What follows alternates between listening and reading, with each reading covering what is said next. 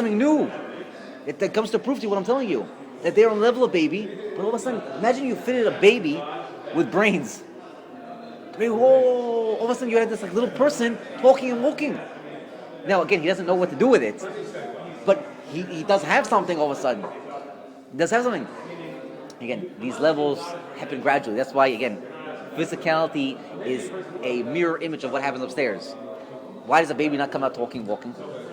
Because upstairs also doesn't just happen like this. It's a level of baby, and the level of baby comes to a child becomes a man becomes a married man has children. These are all things upstairs in the world. Not for us now to discuss these things, but this does happen.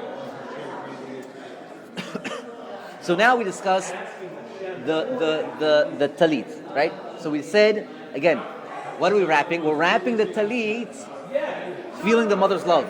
This is also another reason why we wrap the talit on Erev Yom Kippur, because the talit represents teshuvah, repentance. Why? Now it should be obvious now, because a mother always loves the son. The mother always loves the son. It's endless, it's boundless. That's why the talit represents or makif, like I told you. Or makif is what? There's no boundary. Mother's love is boundless, endless. Teshuvah only happens because Hashem has love for us. Hashem didn't love us? Get out of here. You spit in my face once? What's it saying? You fooled me once, shame on you. Fool me twice, shame on me. Right? Good thing that doesn't run on this thing. I don't know. I'm sure the rest of the tzaddikim are okay. I would be in trouble. Right?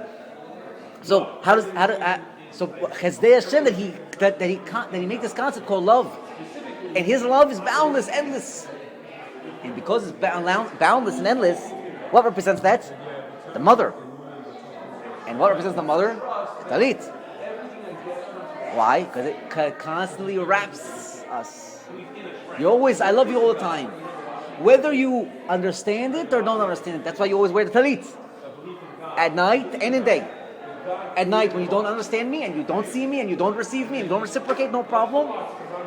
And during the day, when you do receive, and you do reciprocate, and you do understand me, all the time God loves you. So you had these two concepts, but they're actually one. Okay, so now we understand Teshuvah, we understand why Talit Katan at night, Talit Gadol in the morning. Okay, now let's get to what we cannot understand. We understand that there's something called tzizit. Okay?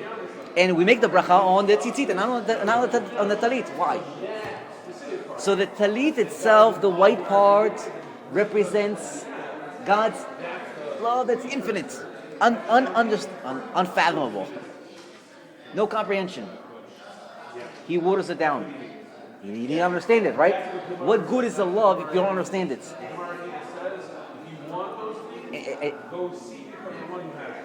So he brings it down into a concept called mother. The mother we can relate to. I understand a mother, okay. But even mother we don't fully understand. We understand a little bit of mother, but we don't fully understand it. But we understand what a child is because we were all children, right? We might not all be mothers, but we for sure were all children, right? So if we were all children, we all grew up understanding what is the concept of love. When did love come to us? When did it happen? When did we understand what it is? When did we start to reciprocate? This we all understand. This is universal. That's the secret of the tzizit. The tzizit represents. I'm scared to use the lashon of the Kabbalah because I don't want to get us too lost. So let's first bring it into where we understand it, and then we'll speak it on that lashon. It represents the child's ability to receive. That's why it's strings. Why are they strings? Make strings? What do you need strings for? So we said last time, what does strings represent? Strings, I need strings. So we said that the strings, says the Taz in the commentary on the Shulchan Aruch, it's brought down in the Mishnah Berurah. It says that the tzitzit represent a person tying a string around his finger, so that he remembers to go get milk from the grocery store. But what happens if he goes to the grocery store and he looks at this finger and he sees there's a string around it? He says, "What did I tie my string around the finger for?" He doesn't remember what he happened for. So that's the tzitzit. What is this? It says uritem oto, and you will see them. Uschartem et kol mitzvot Hashem, and you remember all of God's mitzvot. Not that we will remember. I'm looking at it and I say, oh, there's challah. Oh, there's shmita. Oh, no, this one it represents Shabbat. No, that's not what it's talking about. It means you will remember the concept that is fundamental to all the mitzvot. And what I tell you, I told you that when we started the shuir, right? We said Yesod Yesodot, V'Shoresh Avodah, right? Yesod Yesodot, it's the foundation of all the mitzvot, and it's the shoresh of all the avodah. It's the root of all your mitzvot. It's the tzizit. The word tzizit, and we're going to go on full contact, and I hope we get to finish it. What time is it now? 9:20. So I don't know if they finish at 9:30 or what. Okay, so I guess they're going to finish. So hopefully we finish this because this is the kicker. So it's all make it all come together. The word tzizit is female. Tzitzit is female. The masculine form of the word is tzitz. Tzitz. And we know what the word tzitz is, right? Because that's what the Kohen used to wear on his head. He used to wear tzitz, right? And on the tzitz, it was like a big turban, we'll call it like a turban. And he had the words Kadosh LaHashem on the tzitz. Okay. The word tzitz itself means to look, to perceive, to see. I think it's in Yecheskel.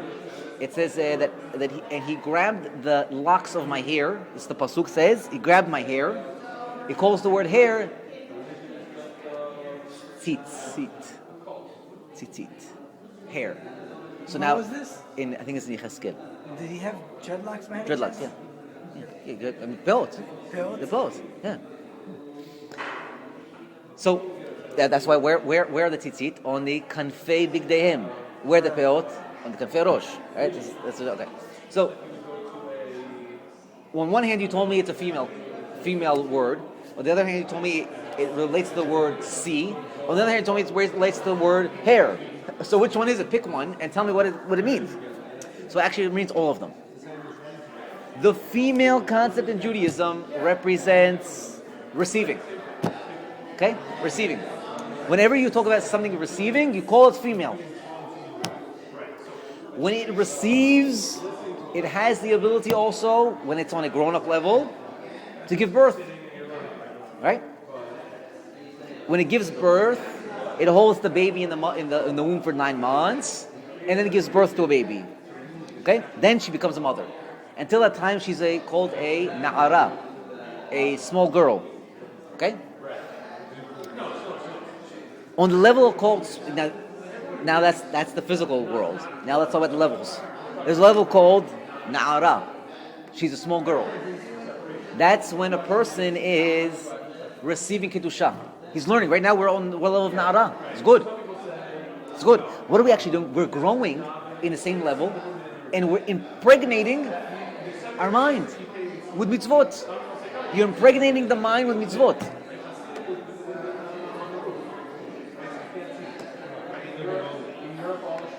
Yeah, I catch myself because I don't want to go too far because all of a sudden every one of these things opens up a whole door. So we want to close the doors for time being and just keep it where we are. We didn't even get to the second page. Hold on.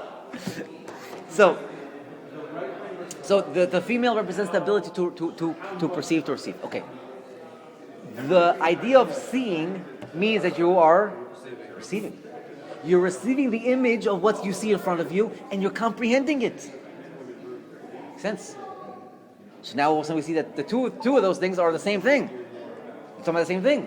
The female represents the ability to receive, which represents the ability to perceive. Right? To receive is the ability to perceive. It's a cool play on words. It sounds good. I don't know. But again, means that again, how does an eye work? And I think actually this is how an eye works. If I remember. But it's even the same thing with children. You receive first, right. And then you can deliver. Good. You receive the information. Good. You receive information, it informs your intellect, which means you can then deliver go your perception. Right. Now again, let's tie this back in again, just as a side note. What we spoke about the talit gadol is what? Is the ability of the older child to perceive, receive, and First seek it, first get that. Excellent, good. So now again, it's coming full circle. So that's where we want to get to. We want to get to that level, but we don't get there. So we got to go up the tzizit. They're also called locks of hair. I'm going to skip the locks of hair one. Because 5 minutes. Okay, I'm going to skip the locks of hair one. We can go over. They still talk outside and do whatever they're So we know that the strings represent, and again, let's look at the strings. This is a concept you're going to take with you now into your Shema. We're about to go into Arabic. I don't know if anybody do Arabic. We're going to do Arabic. You're going to take this concept into your Shema now. The strings, let's look at the strings real quick. The strings fall from the kanaf.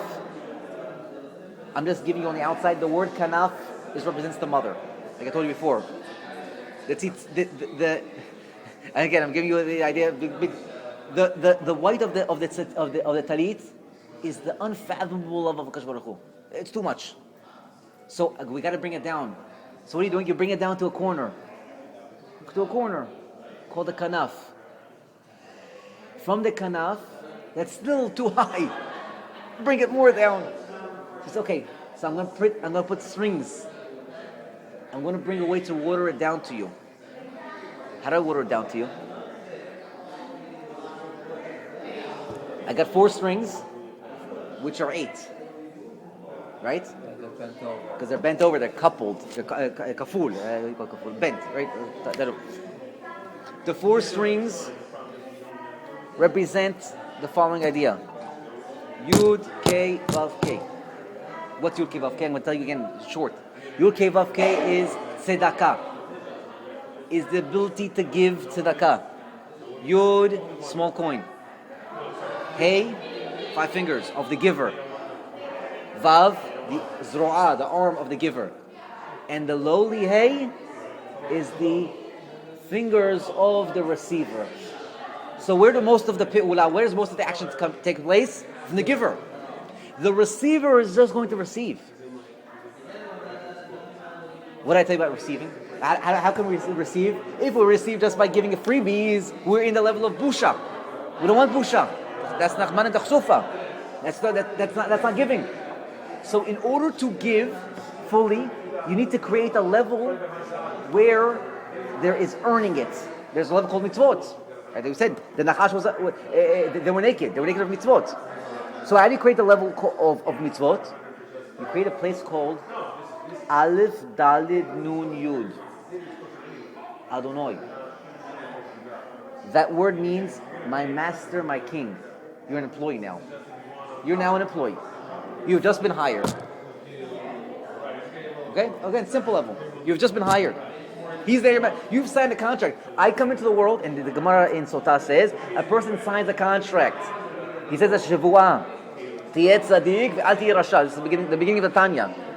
The first thing words of the Tanya, he writes, every person signs a contract and says, Tiyeh tzadik ve'al tiyeh rasha. Be a tzadik and don't be a rasha. That's the contract everyone signed. So that means that everyone has no choice in doing mitzvot. You sign a contract. You're a worker, you're an employee. You don't show up to work, you don't get paid. You show up to work, you get paid. That's how it works. If you look in this Sephardi Sidurim, where is this level? Where is the name Aleph Dal Nun Yud found? In that last hay. That last hay, which I told you represents what? The 5 fingers of the receiver. How do you receive? By becoming employed. See, with this, what's going to happen now? All of a sudden tomorrow you're going to see in the job market, got a lot of jobs tomorrow, because we're discussing employment on our level, and then Hakadosh Baruch Hu is going to reciprocate it on the level of the goyim. So okay, so they're going to get benefit. They should pay us for this. Don't they say that when you give tzedakah, that's the highest form of tzedakah is to hire someone? Hire someone. That's why the Gemara says that. Now you're saying what the Gemara says that. Is the high? He said the highest level of tzedakah, of giving charity, is not giving a coin. It's actually giving a person